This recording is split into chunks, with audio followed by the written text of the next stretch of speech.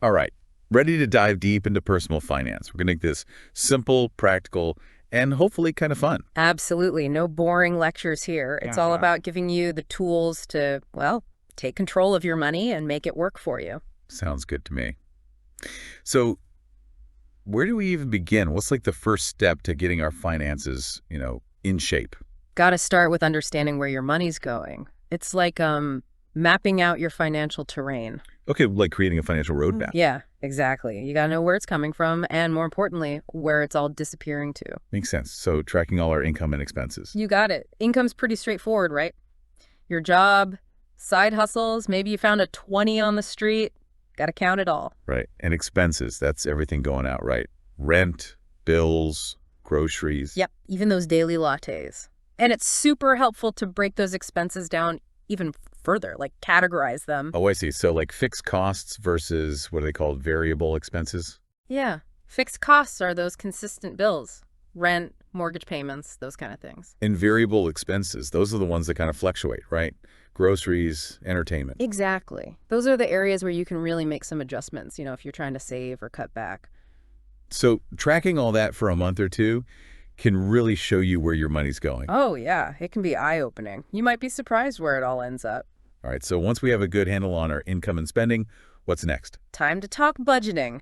But don't worry, it's not as scary as it sounds. Oh, good, because I've heard some people get pretty intense about their budgets. It's really just about planning, creating a roadmap for how you want to use your money.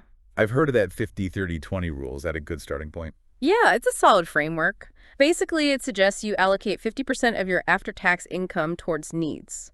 Those essential things, right? Housing, food, transportation. Yep, all the essentials. Then 30% goes towards your wants. Ah, the fun stuff. Exactly. Entertainment, hobbies, travel, whatever brings you joy. And that last 20%, that's for savings and paying off debt. You got it. Paying yourself first and building a solid financial foundation. What if I have a lot of debt? Should I change those percentages around? Totally. It's a guideline, not a hard and fast rule. You can adjust it based on your individual situation and goals. So it's about customizing it to fit my needs. Right. Speaking of goals, let's talk about building an emergency fund. Emergency fund. Okay, what is that and why is it so important? It's like a financial safety net. Money you set aside specifically for those unexpected events. Like what? Losing your job or sudden medical bills? Exactly. Car repairs, anything like that. Having that emergency fund prevents you from, well, going into debt when life throws you a curveball. So how much should I aim to have in my emergency fund? A good rule of thumb is 3 to 6 months worth of essential living expenses. Okay, so if my essential expenses are, let's say, $2,000 a month, I should aim for an emergency fund of $6,000 to $12,000. That's a good goal to work towards. Doesn't have to happen overnight. And where's the best place to keep those savings? A high-yield savings account's a good option. Keeps your money safe and accessible, and you'll even earn a bit of interest. Makes sense. All right, so once we've got our budget going and the emergency fund is growing, what's the next step? Well, now it's time to make your money work even harder for you. We got to talk about investing. Oh, investing. That sounds kind of, I don't know, intimidating. Isn't that something only experts do? Not at all. Investing is simply putting your money to work, helping it grow over time. Okay, but I've heard stories about the stock market. It seems pretty risky. There's definitely risk involved, yeah, but there's also the potential for some serious growth over the long term. So where do we even start? What are some good investment options for, beginners? One of the simplest and honestly most effective ways to start is with index funds. Index funds. Refresh my memory. What are those again? Think of them like baskets of stocks. They track a specific market index, like the S&P 500. So instead of trying to pick individual stocks, I'm investing in a whole bunch of companies all at once. Right. It's a really low-cost, low-effort way to get started with investing. That does sound pretty appealing. Are there any other options that are good for beginners?